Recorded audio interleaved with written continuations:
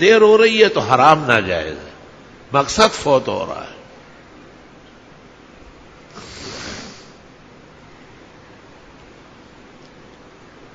اللہ اکبر۔ اب کچھ مدت تک تو انہوں نے اس کی پابندی کی۔ قرآن شریف میں اللہ تعالیٰ نے ایک اور جگہ کہا ہے استأتیہم حیتانہم یوم سبتہم شرعا ویوم لا یسبتون لا تأتیہم۔ جب سنیچر کا دن ہو جاتا تھا تو مچھلیاں ایسی سامنے تیرتی تھی، وہ وضو کرتے یا پانی بھر رہے، مچھلی سامنے شرارت کر رہی ہے۔ امتحان ہے نا۔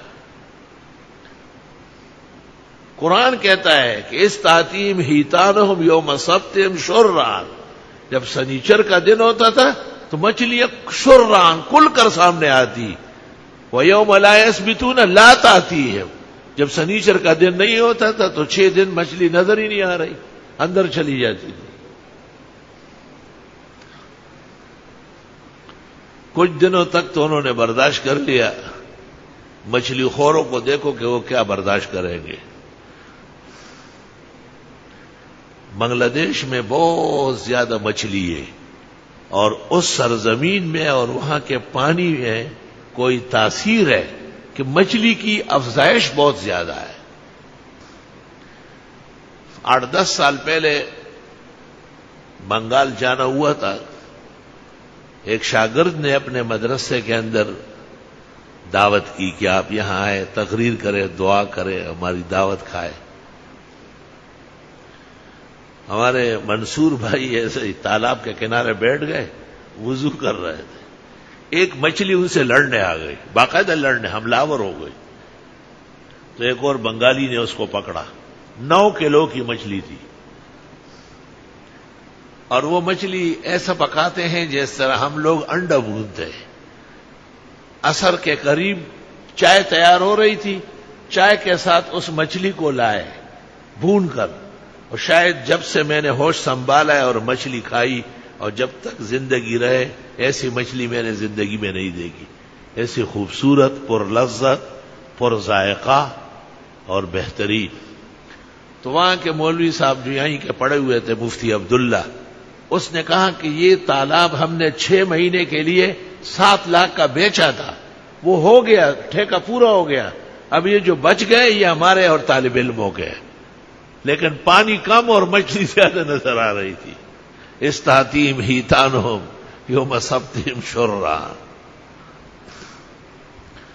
بنی اسرائیل کچھ دنوں تک تو برداشت کرتے رہے، خدا جانے کیا برداشت کیا ہوگا، اور اس کے بعد ان میں 3 فرقے بن گئے۔ ایک علماء کرام کا تھا، انہوں نے اخیر تک کہا کہ ہاں شریعت کے خلاف ہرگز نہ کرنا، امتحان ہے، اور ہمت کرو اور ناکام مت ہو، اللہ کو ناراض مت کرو۔ دوسرا فرقہ ایسا تھا، عبداللہ ابن عباس کہتے ہیں کہ انہوں نے کچھ وعظ کیا لیکن تھک گئے، بیٹھ گئے۔ اللہ تعالیٰ نے بھی ان کا ذکر نہیں کیا کہ تم اتنے جلدی تھکتے ہو۔ اور تیسرا فرقہ مرتکبین کا تھا، اور مچھلی خوروں کا تھا، وہ شرائع اور مذہبی دن کی عزت کو خراب کرنے والوں کا تھا۔ انہوں نے یہ حیلہ کیا کہ دریا کے کنارے کنارے حوض بنوائے، چھوٹے چھوٹے حوض بنائے۔ ہفتے کے دن جب مچھلیوں کا ریلا آتا تھا تو حوض میں آ جاتا تھا، پیچھے سے راستہ بند کر لیتے تھے،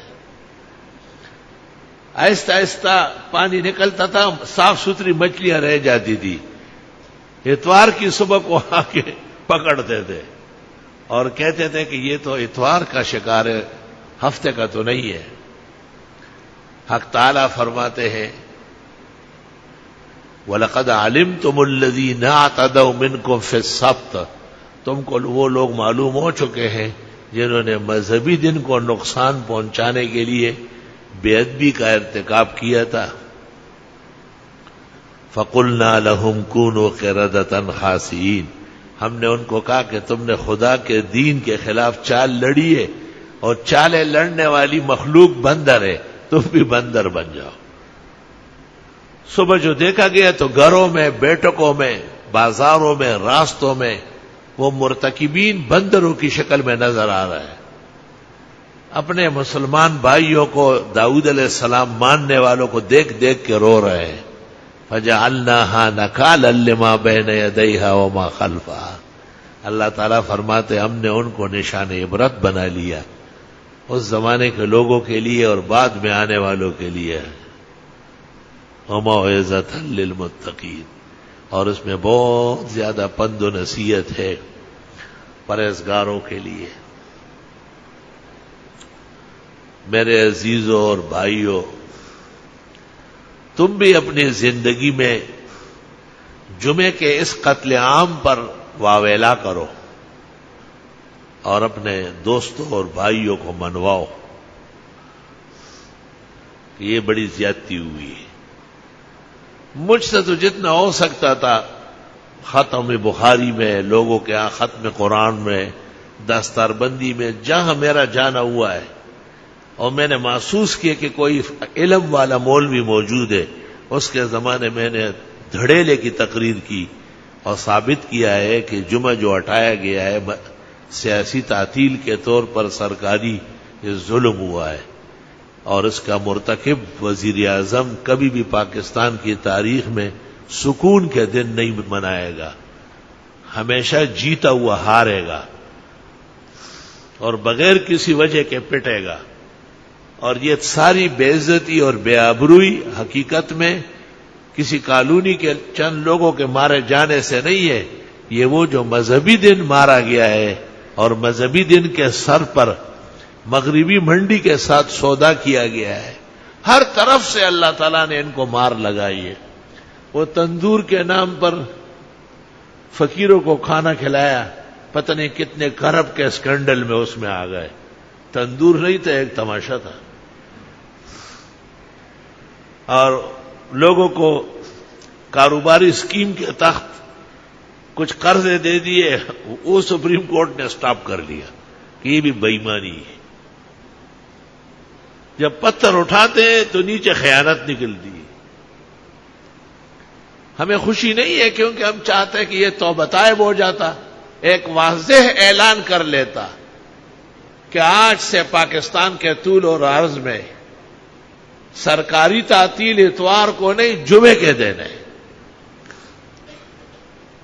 اور میں نے گزشتہ ادوار میں ایک عظیم غلطی کر کے خدا کے عذاب کو دعوت دی، اسلام کے حق پر ہتھوڑا مارا، مسلمانوں کے دینی حق کو مجروح کیا، اور ایک مسلمان فرمان روا کی حیثیت سے میں نے کافرانہ اور رنجیت سنگھ کا اخلاق دکھایا اور مذہبی دن کو سبوتاژ کیا۔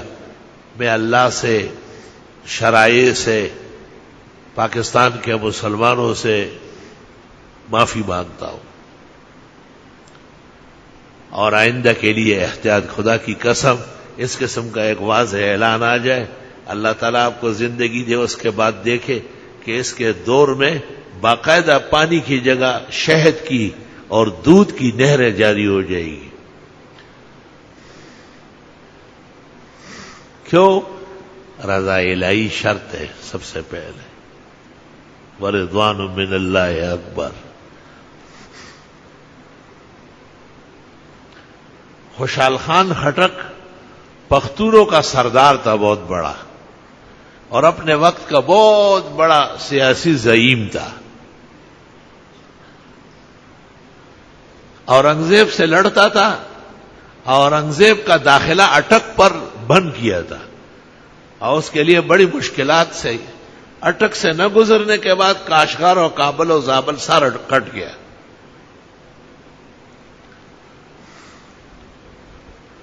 اورنگزیب نے بہت مشاورتیں کی، بڑی دعائیں اور استخارے کیے کہ اس قبیلے کے سردار کو 45 قبیلے تھے پختونوں کے، سب خوشحال خان کے ساتھ ہوتے تھے۔ خوشحال خان خٹک اور کاکا صاحب علیہ الرحمت ان کے درمیان کوئی رشتہ تھا. خوشحال کی بیٹی وہاں گئی ہے یا وہاں کی بیٹی یہاں آئی، لیکن ان بن ہو گئی، اور کاکا صاحب علیہ الرحمت نے بد دعا کی. اور کاکا صاحب نے کہا تم زورور ہو، زورور خدا تجھے اپنا زور دکھائے. اورنگزیب نے ایک چال لڑی، اٹک کے پاس 45 قبائل کے سرداروں کو جمع کیا اور ان کو کہا کہ خوشحال مجھے کہتا ہے کہ مجھے پٹھانوں کا سردار بناؤ، اب اگر تم کہو تو میں بناؤں. انہوں نے کہا صاحب ہمارے ہر قبیلے کا امیر علیحدہ ہے. ان کو پتہ تھا کہ پختون کبھی بھی کسی پر رضامند نہیں ہوتے. تو اورنگزیب بادشاہ نے کہا کہ وہ مجھ سے جنگ کرتا ہے، تم سارے ساتھ ہو. تو قبائل نے کہا آئندہ نہیں ہوں گے. کہا وعدہ ہے، کہا وعدہ ہے، کہ دعائے خیر کرو. اب جب اورنگزیب نے ہاتھ ڈالا، خوشحال خان اکیلے خٹک قبیلے کے ساتھ مقابلہ نہیں کر سکا، گرفتار ہوا. اورنگزیب نے کہا دکن کے قلعے میں باندھو، بند کرو. میں نے سارے راستے بلاک کیے. خوشحال نے وہاں رونا رویا. زپ بندہ اورنگ نیم چه بخلاص شو، او ذکر کڑ شیخ بابا لوی رحم کاریا. مجھے اورنگزیب نے دکن کے جیل میں نہیں ڈالا، کاکا صاحب علیہ الرحمت نے بد دعا دی ہے، اس لیے گرفتار ہوا ہوں. او په دکن کے پاڑو کم دے چه میں دم کا، از خوڑے دے اج دہاو تور خاماریا. خوشحال خان خٹک کے لوگ چلے گئے کاکا صاحب علیہ الرحمت کی خدمت میں کہ حضرت معاف فرمائیں، بہت تکلیف میں ہے. اللہ کے نیک بندے زیادہ دشمنی نہیں کرتے. فرمایا خدایا میں نے معاف کیا ہے، تم بھی معاف کرو. ادھر اورنگزیب نے خواب دیکھا کہ قبائل کے سردار کو جیل میں ڈال چکے ہو، اب بھی وہاں سے گزرو گے نہیں، کیونکہ اٹک سے لے کے کوآٹ تک تمام قبائل خٹکوں کے. تو اورنگزیب نے لوگوں سے مشورہ کیا کہ بس ہم نے طاقت آزمائی کی، اب معاف ہے. 500 آدمی اور 100 گھوڑے اور دل میں دے دیے کہ یہ آپ کے پاس ہوں گے اور خرچہ شاہی حکومت کرے گی، اور چل اپنے علاقے کی سرداری کرو. تو خوشحال خان نے کہا کہ دیکھو جب اللہ تعالیٰ کے نیک بندے راضی ہو جائے تو مشکلات سارے حل ہو جاتے ہیں. تو ہمارے وزیر اعظم نے جمعے کے دن کو نقصان پہنچائے ہیں، اور غریب نہ حکومت کر سکتا ہے نہ بہت زیادہ شوقین ہے ملکوں میں جانے کا. اس نے پارلیمنٹ کو ایسا سمجھا تھا جیسے کسی کا ذاتی گودام ہو. وہاں جاتا نہیں ہے، دور سے کہتا ہے کہ اتنا چاول نکالو، اتنا آٹا نکالو. اس طرح پارلیمنٹ کو سمجھا تھا. اب پارلیمنٹ کی غیر حاضری نہیں ہو رہی ہے کیونکہ راستے میں وہ داوگیر بیٹھے ہوئے ہیں. اللہ تعالیٰ یہ گرداب ختم کرے. ملک کے لیے بھی جگ ہسائی ہے، پاکستان کے باشندوں اور مکینوں کے لیے بھی رسوائی ہے، اور باقی مالی نقصان کتنا زیادہ ہے. اللہ تعالیٰ فوج کو اور ملکی سربراہوں کو فہم دے، ادراک دے کہ صحیح فیصلہ کرے، اور اس کو آمادہ کرے کہ جمعے کا دن اور سرکاری تعطیل بحال کرے. وآخر دعوانا ان الحمدللہ.